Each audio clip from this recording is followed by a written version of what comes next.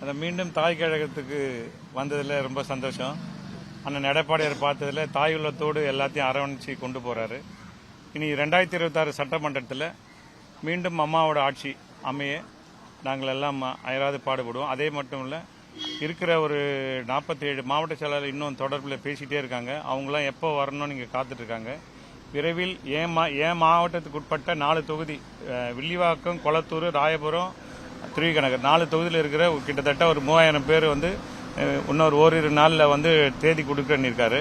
அந்த தேதியில் நம்ம பார்ட்டி ஆஃபீஸில் வச்சு எல்லாரையும் கழகத்தில் ஒன்றிணைச்சு எலெக்ஷன் வேலையை பார்க்கறதுல மும்முரமாக வேலையை பார்க்கறது இறங்கி அடுத்த கட்ட நடவடிக்கை போகிறோம். அது மட்டும் இல்லை, இன்னைய காலகட்டத்தில் இளைஞர்களை எல்லாரையும் வழிநடத்தக்கூடிய ஒரே தலைவர் அண்ணன் எடப்பாடியார் தான். இதில் எந்த சந்தேகமும் இல்லை. மீண்டும் 2026 அம்மா சொன்னது போல இந்த கழகம் 100 ஆண்டு ஆளுன்னு சொன்னது போல இந்த கழகத்தை வழிநடத்தக்கூடிய ஒரே தலைவர், ஒப்பற்ற தலைவர் அது அண்ணன் எடப்பாடியார் அவர்கள் தான். மீண்டும் அம்மாவோட ஆட்சி 2026 உறுதியாக அண்ணன் எடப்பாடி தலைமை பதவி ஏற்கிறது உறுதி. இந்த நேரத்தில் அதையும் பதிவு பண்றவங்களுக்கு ஓபிஎஸ் இப்போ திமுக இணையதுக்கு முன்னாடி உங்களோட ஆலோசனை பண்ணாரா? எதுவும் கருத்துக்கள் கேட்காம தன்னிச்சையாக போய் இணைஞ்சிருக்காரு? இல்லை, இப்போ நம்ம அது உள்ளே போனோம்னா இவ்வளோ காலம் அவர் கூட இருந்தேன். பட் அவரை நான் குறை சொன்னேன்னாக்கா நான் அங்கே பொய்யா இருந்த மாதிரி அர்த்தம். இது வரைக்கும் நான் அவரோட பயணித்தேன்.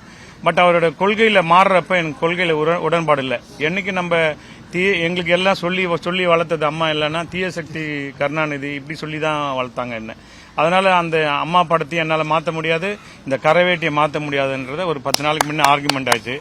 இதுக்கு மேலே நீங்கள் அங்கே போனீங்கன்னாக்கா நம்ம இதான் உங்களோட கடைசி பயணன்றதை சொல்லிட்டு அவர்கிட்ட நான் வெளியே வந்துட்டேன். அவ்வளோதான் சொல்ல முடியும். தவிர மீண்டும் நம்ம போனதை பற்றி நம்ம பேசாமல் இன்னும் வருங்காலங்களில் நம்ம கட்சியை அண்ணன் எடப்பாடியார் தலைமையில் எப்படி வழிநடத்தி கொண்டு போகணுன்ற எண்ணம் தான் எனக்கு இருக்க தவிர மற்றபடி எனக்கு எந்த சிந்தனையும் இல்லை.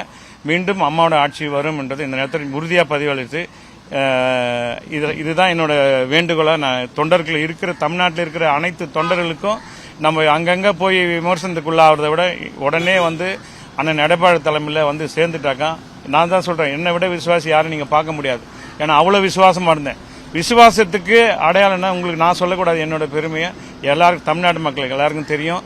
ஆனால் மீண்டும் இருக்கிற தொண்டர்கள் ஆங்காங்கே போயிட்டு அந்த கன்சர்ன் மாவட்ட செயலாளர் பார்த்து சேர்றதோ இல்லை அண்ணன் எடப்பாடியார்கிட்ட சேர்றதோ முடிவு பண்ணி காலந்தாமதிக்காமல், ஏன்னா எலெக்ஷன் டேட் அறிவிச்சிட்டாங்கனாக்கா போட காண்டிட்டு வந்துடும். அவங்கவுங்க போய் தொகுதியில் போய் வேலை பார்க்க ஆரம்பிச்சிருவாங்களே தவிர நீங்கள் யாருக்கிட்டே பேசக்கூட நேரம் இருக்காது. அதுக்காக விரைவில் எல்லா முடிவும் நல்ல முடிவை எடுத்து, இப்போ நான் எடுத்த முடிவு எனக்கு தீர்க்கமாக எடுத்த முடிவு. இன்னிலேருந்து என்னோட கடைசி காலம் வரைக்கும் நம்ம இங்கே தான் நம்ம பயணிப்பன்றதை இந்த நேரத்தில் பதிவு பண்ணுறோம். பிளே ஸ்டோர் மற்றும் ஆப் ஸ்டோரில் இருந்து பாலிமர் செயலியை QR கோடு மூலம் பதிவிறக்கம் செய்யுங்கள். செய்திகளை உடனுக்குடன் பெறுங்கள்.